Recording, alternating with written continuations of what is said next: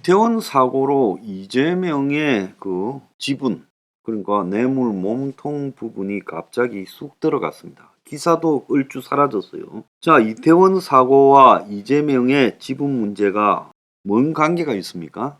이재명이가 책임자 규명을, 진상 규명을 요구하고 처벌을 요구하든 말든 그건 지 자유예요. 처음에는 초당적 협력을 하겠다 하다가 가만히 보니 이거 장땡이다. 윤 정권이 이걸로 그야말로 반신불수 되겠구나. 이참에 사법 그 처분을 빠져나갈 수 있겠구나라고 생각했는지 모르지만요.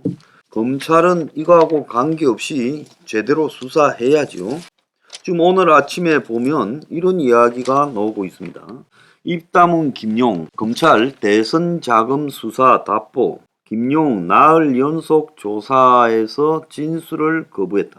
그러니까 김용을 어제까지 반부패 수사 3부에서 나흘간 불러서 검찰이 조사를 했고 가족을 생각해라. 이재명이가 대표가 됐는데 왜 더 좋은 자리도 아니고 당신은 민주연구원의 부원장밖에 안 시켜줬냐 하면서 회유 전략으로 진술을 이끌어낼라 했는데 김용은 지금 모르쇠 전략으로 가고 있어요. 그래서 유동규와 대질신문까지 할라 했지만은 별 의미가 없어져서 안 하기로 했다는 거예요. 김용은 지난 4월부터 8월까지 유동규의 실질 돈 6억을 받았고 일체 진술을 지금 거부하고 있다는 거예요.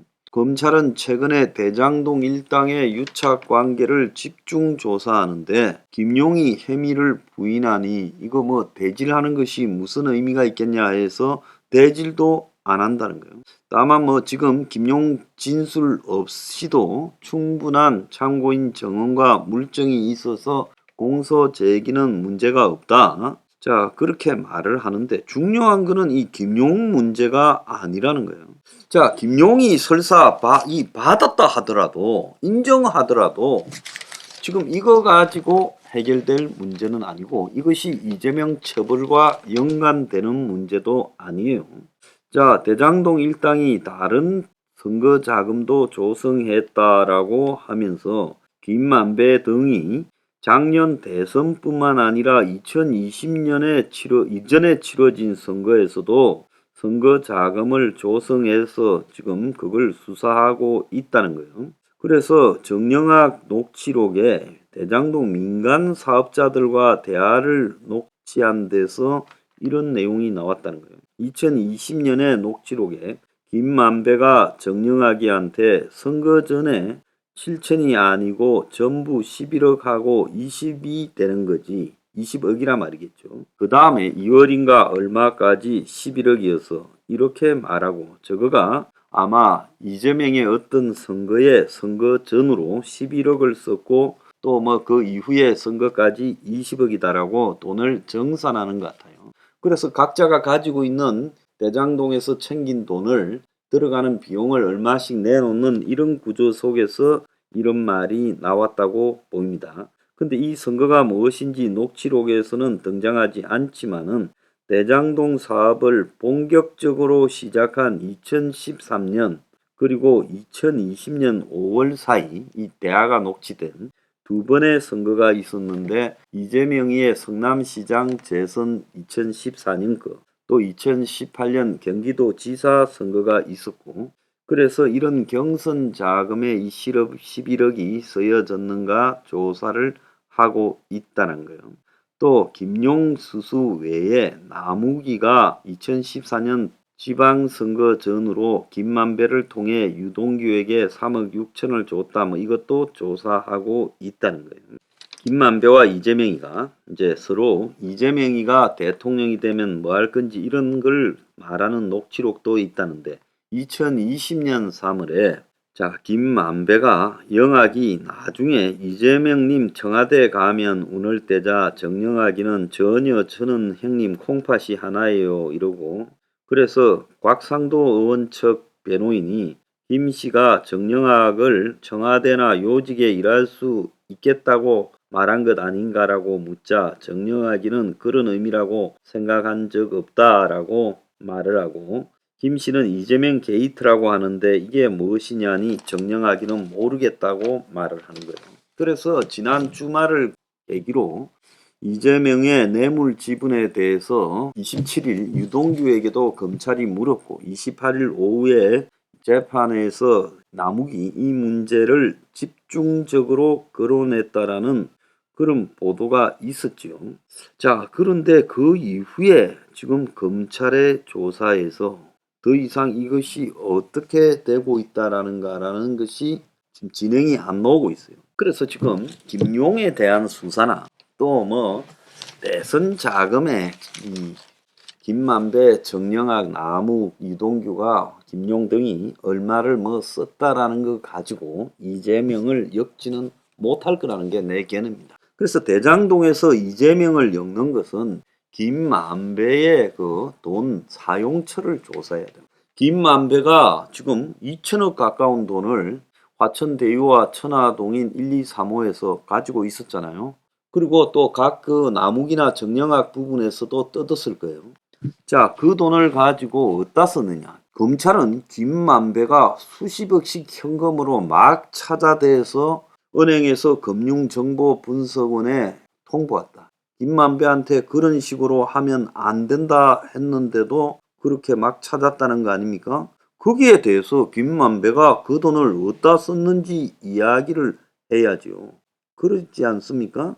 그래서 검찰이 이런 식으로 적당히 그냥 이재명의 대장동 일당과 그 측근들이 돈 좀 뜯어서 선거에 썼다라는 정도를 가지고 이재명을 엮는 수준으로 간다면 이것은 100% 틀려먹었다는 거예요. 자, 김용 측에서는 검찰 수사의 99%가 대장동이다. 이재명과 연결고리를 집중 수사한다는데 김용과 이재명, 또 유동규와 이재명 이렇게 엮어갖고는 안 되고요.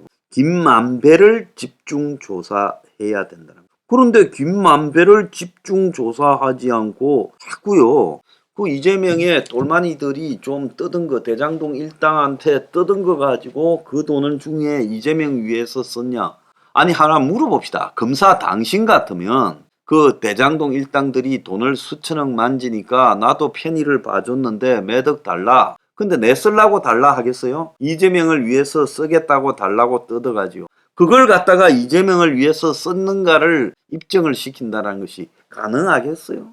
그건 불가능한 일이라고 보고 있습니다. 그래서 진짜 중요한 것은 김만배를 조사해서 김만배와 이재명 간의 관계, 또 김만배의 돈의 행방들, 김만배가 남욱이나 정영학한테 돈을 이재명을 위해 뜯어내는 과정에서 어떤 일들이 더 있었는가? 실제 쓰여진 돈은 어디로 갔는가? 상당히 썼잖아요. 이 돈 말고 또 4,500억이 넘는 돈이 있잖아요. 아파트 시행사업 돈. 그 돈을 어디다 썼는지. 검찰이 그거 다 알고 있으면서 왜 이럽니까? 그래서 김만배 돈 사용처와 그분 지분이 아닌 검찰 수사는 다 엉터리다는 겁니다. 그래서 이 시간만 끌지 말라는 거예요. 국민 앞에 뭘 할 듯이 시간 끄는 것은 그것은 장난치는 거다라고 보고 있습니다. 그래서 지분이라는 말을 남욱 입에서 엮어놓고 왜 또 조용하냐. 이태원 터지기 전에 나왔잖아요. 그런데 왜 조용하냐라는 겁니다. 이재명이가 자기가 석사 논문을 써가지고 표절했다. 논란이 일자 학위를 반납했어요. 가천대학교 행정대학원 논문에 대해서 작년 말 대선 과정에서 인용 표시를 해야 되는데 다 안 해서 표절을 인정하고 학교에 반납했는데 안 받아주더라. 자, 이것도 웃기는 거죠. 자, 이재명이는 이 표절 인정 정도는 아무것도 아니라는 거예요. 자, 그러면서 또 연구 결과 전체를 뺏기지는 않았다. 자, 그렇게 지금 말하고 있습니다. 그런데 동아일보 김순덕의 도발이라는 그 기사에서 보면요. 이재명이가 뭐라 하고 있는가 하면 이런 말들을 하고 있어요. 논문 제목이 지방정치 부패 극복 방안이에요. 인터넷을 뒤져보니 이쪽에는 이런 대목이 있었다는 거예요. 지방정치 과정에서의 부패는 중앙정치와는 달리 극복 방안이 마땅치 않다는데 심각한 문제가 있다. 중앙정부의 부패는 공직자 탄핵이나 해임 등 제도적 견제 장치가 있고 언론과 시민단체의 감시도 활발하다고 하겠다. 그러나 지방선출직 공직자에게는 형사상 유죄 판결을 받는 경우를 빼고는 어떠한 견제 수단도 없는 것이 현실이다. 이렇게 이재명이 스스로 지 논문에서 지적하고요. 그래서 김순덕 기자는 갑자기 머리털이 쭈삣 솟는 것 같았다. 그때 벌써 이재명은 알고 있었다는 얘기다. 지자체에서 대장동 게이트 뺨치는 부정부패가 벌어져도 견제할 방도가 없다는 것을 논문 쓸 당시 그는 성남 시민의 모임 활동도 하고 있었다. 자서전 이재명은 합니다에서 놓은데요. 성남시는 경기 동부 지역 운동권이 집결하는 곳이라고. 그래서 이 석사 논문은 신기하다. 2005년 논문인데 어째서 대장동 냄새가 날까? 어떤 것은 성남FC까지.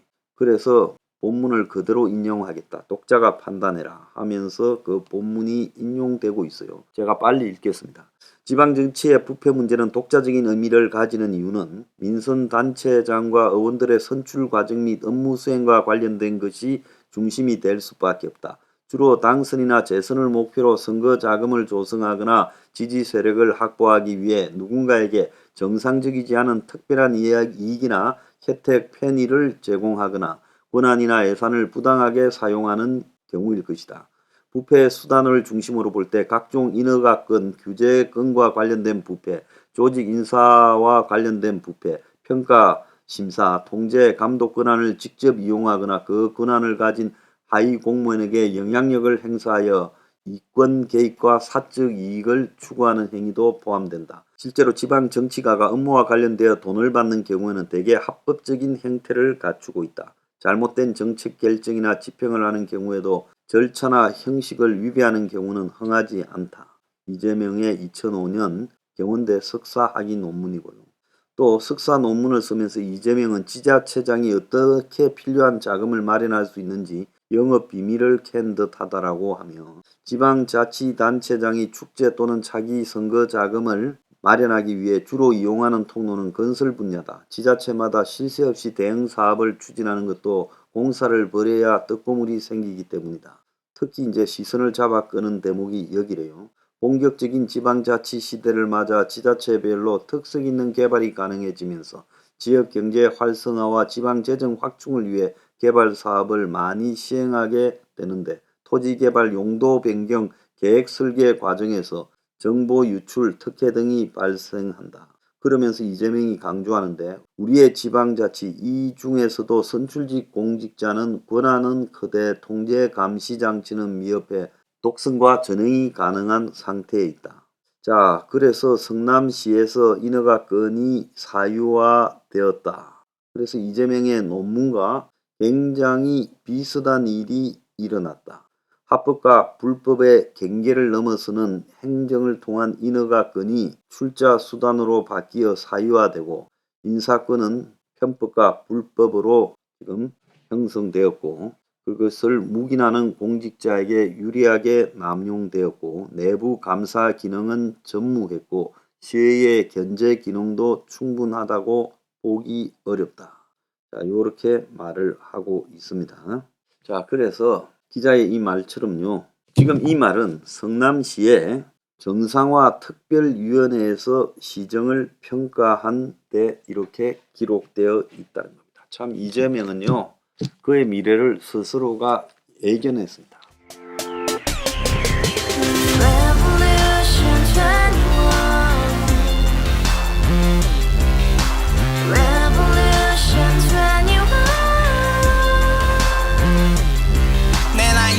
월세 30 코인빚만 300 서울에 온지 벌써 10년 아둥바둥 버텼지만 여전히 난 반지 하에 제왕 곰팡이 연문제약 내비랭 깡통망통 완전히 폭망 90원 창문만큼 작아진 내 꿈 연애 결혼 내 집 모든 게 헛꿈 1년 전 떠난 여친 울며 말했지 같이 살자 평생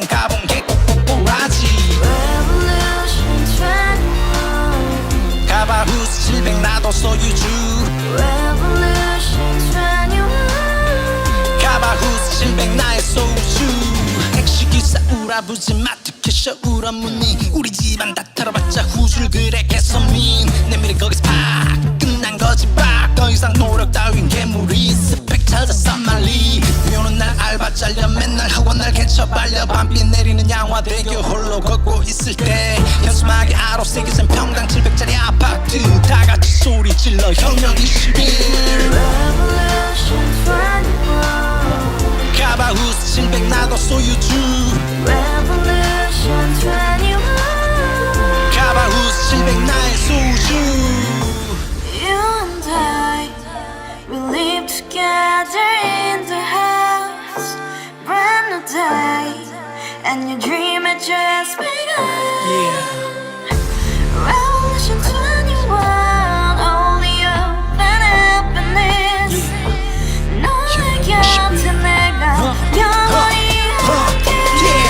영원히 지금까지 정치인들 입만 열면 찝찝찝 개소리 멍멍멍 쳐다